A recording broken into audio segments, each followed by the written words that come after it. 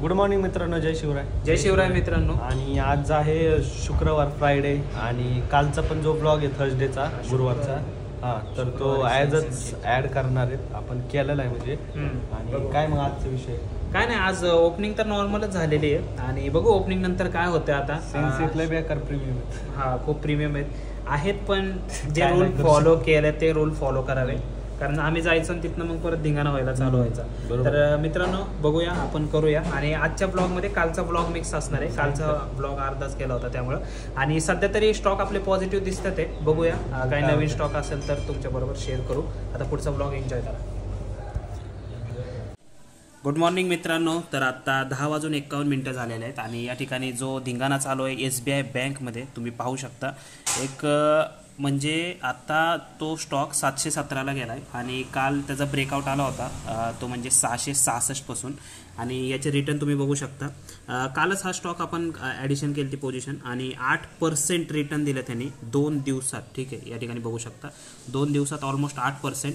म्हणजे कोण म्हणतंय फक्त FNO मध्ये रिटर्न नाही आहे, स्विंगमध्ये पण जर तुम्ही चांगला ब्रेकआउट शोधला तर स्विंगमध्ये पण चांगले रिटर्न तुम्हाला बघायला भेटतात आहे. ओव्हरऑल रिटर्न जर बघायला गेलो आपण तर या ठिकाणी 1284 रुपये आणि टुडेज रिटर्नमध्ये 771 रुपये. आणि या ठिकाणी जर तुम्ही बघितलं, हे ॲपस्टॉकचं अकाउंट आहे ज्या ठिकाणी एक 700 रुपयाचं रिटर्न. म्हणजे आज पण जर तुम्ही बघितलं तर टोटल एक 2100-2200 रुपयाचं आपलं प्रॉफिट या ठिकाणी रनिंग आहे. आणि SBI आता मे बी आपण बुक करूया, थोडा वरती जाऊ द्या आपण. 10% जर याचे झाले, जे की होईल आरामात, आय थिंक 722 वगैरेला याचं 10% होईल आपलं पूर्ण. तर त्या ठिकाणी आपण SBIला बुक करायचा प्रयत्न करूया. आणि बघू शकता म्हणजे चांगल्या प्रकारचे रिटर्न तुम्ही स्विंगमधून पण जनरेट करू शकता. तर बघू आपण आजचं स्टँडर्ड अँगल काय केलं नाही, कारण आज RBIची पॉलिसी होती त्यामुळे दोन्ही साईडनी प्रीमियम इन्क्रीज होत होते मध्ये परत डीके पण झाला. पण त्यामुळे आज स्टँडर्ड अँगलचा तर काही चान्स नव्हता. बघू दुपारनंतर काय केलं तर बघूया. पण स्टॉकमध्ये तर आज चांगला राडा झालाय. नमस्कार मित्रांनो, 1:41 झालेले आहेत आत्ता. आणि तुम्ही जर बघितलं तर मी तुम्हाला परत एकदा दाखवतो. SBI बँकेचा हा चार्ट आहे. तर SBI बँकमध्ये आपण एक चांगला प्रॉफिट, आता मी इथंच दाखवतो, इथंच रनिंग आहे आपला. या ठिकाणी बघितलं तर 938 रुपये आणि हे जे आहे 7% आहे. आणि ह्याला घेऊन फक्त 1 दिवस झालाय. म्हणजे जेवढे FNOचे रिटर्न आहेत ते आपण स्विंगमध्ये काढायला लागलोय.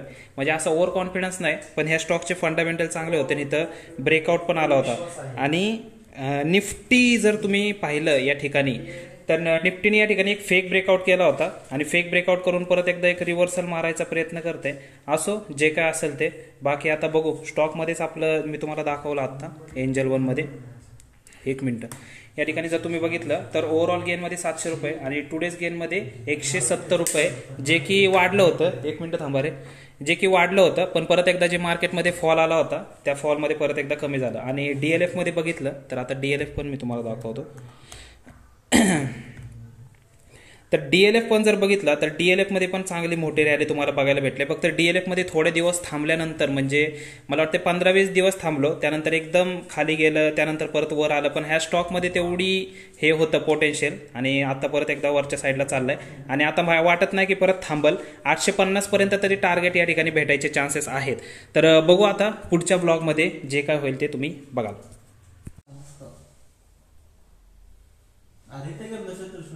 कुठे गेलता?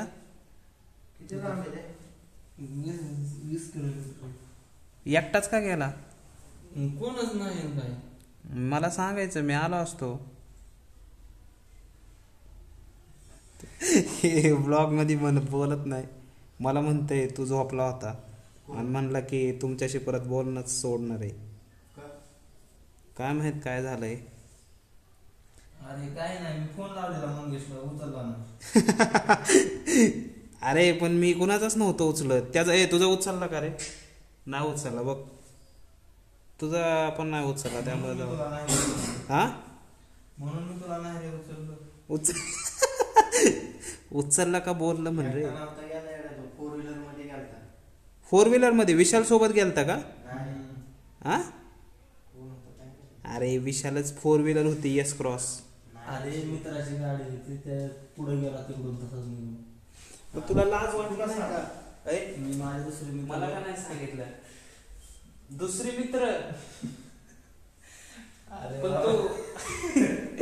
पण तू बुधवारचेच रिंग का पाठवतो तसले?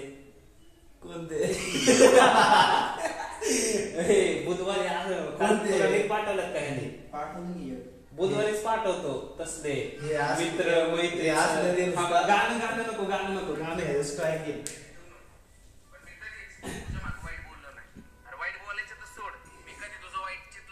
हा हे असणारे नेमकं तू बुधवारीच का पाठवतोय आवाज कमी कर हा दुसऱ्या दिवशी नाही म्हणलं मागच्या गुरुवारी म्हणलेलं की येणार नाही परत कधीच आणि असे 3 गुरुवार झाले आणि सगळेच हजर असतो आमच्या आधी हजर असतो.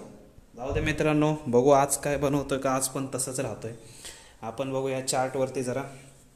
चार्टवरती जर बघितलं तर खूप मोठा फॉल आलाय निफ्टीमध्ये. आता मी तुम्हाला डायरेक्ट कनेक्ट करूनच दाखवतो इथं. काय नाही प्रसाद आणलेला आहे त्यांनी. तर मित्रांनो या ठिकाणी पाहू शकता निफ्टीमध्ये अचानक एक फॉल आला होता आणि त्या फॉल नंतर जर तुम्ही बघितलं या ठिकाणी एक एसएल हंटिंग तुम्ही बघू शकता, एक फेक ब्रेकआउट. म्हणजे या ठिकाणी आधी एक मार्केटने सपोर्ट क्रिएट केला होता, तिथून मार्केट वरती गेलं होतं निफ्टी, परत त्याच लेवलला आलं, तिथं एक फेक ब्रेकडाऊन दिला डाऊन साईडला, इथं कॅन्डल क्लोज झाली आणि त्यानंतर लगेच मार्केट रिव्हर्स झालं या साईडला आणि इथं एसएल हिट केले असतील. मे बी आता इथून परत एकदा मार्केट खाली जाऊ शकतं, पण इथं भरपूर जणांचे स्टॉप लॉस हिट होऊ शकतात. आता खरा जर ट्रेंड तुम्ही पकडला असतं तर या ठिकाणी लोअर हायचं क्रिएशन होतं, या ठिकाणी ब्रेकआउट आला, या ठिकाणी पकडू शकत होता, फक्त एसएल तुमचा मोठा लागत होता. पण या ठिकाणी बघू शकता मार्केट परत रिव्हर्स पडलं. पण जर तुम्ही बघितलं एफएनओ सारखे रिटर्न तुम्हाला जर स्टॉकमध्ये भेटायचे असतील तर तुम्हाला स्टॉकचं फंडामेंटल चेक करणं खूप महत्त्वाचं आहे. तुम्ही एसबीआय मध्ये बघू शकता, काल आपण ह्याचं फंडामेंटलचं अनालिसिस केलं होतं, टेक्निकल अनालिसिस केलं होतं. ब्रेकआउट आला, ब्रेकआउट नंतर तुम्ही बघू शकता एका दिवसात 718 वरती गेलाय 660 पासून. त्यामुळे ठीक आहे, या स्टॉकमध्ये आपली बऱ्यापैकी इन्व्हेस्टमेंट होते, त्यामुळे एवढं काय वाटत नाहीये. आणि बघू आता भेटू पुढच्या व्हिडिओमध्ये. 11:18 झालेले आहेत आणि मार्केट धाडा पडतंय. मिड कॅप निफ्टी आहे आणि बाकीचं पण काय विषय आहेत तर आपले बघू. होल्डिंग मित्रांनो तब्बल 4,500 रुपये लॉस या ठिकाणी तुम्ही बघू शकता. 4,500 रुपये लॉस आणि ओव्हरऑलमध्ये 4,100, टुडेजमध्ये 4 आणि सगळं नुसतं एक लाल रक्ताच्या चिरकांड्या उडल्यात या ठिकाणी बघू शकता. फक्त आपले जे मेन स्टॉक आहेत निफ्टीचा, हा जसं की एसबीआय मेन स्टॉक आहे, तिथं 824 रुपये प्रॉफिट दिसतोय. बाकी हे सगळे रेड आता तुम्हाला स्टॉक दिसलेच असतील कुठले घेतलेले. तर आता हे असं झालंय कारण मिड कॅप निफ्टी पडलंय, म्हणजे निफ्टी पडलं नाहीये पण मिड कॅप निफ्टी पडलंय.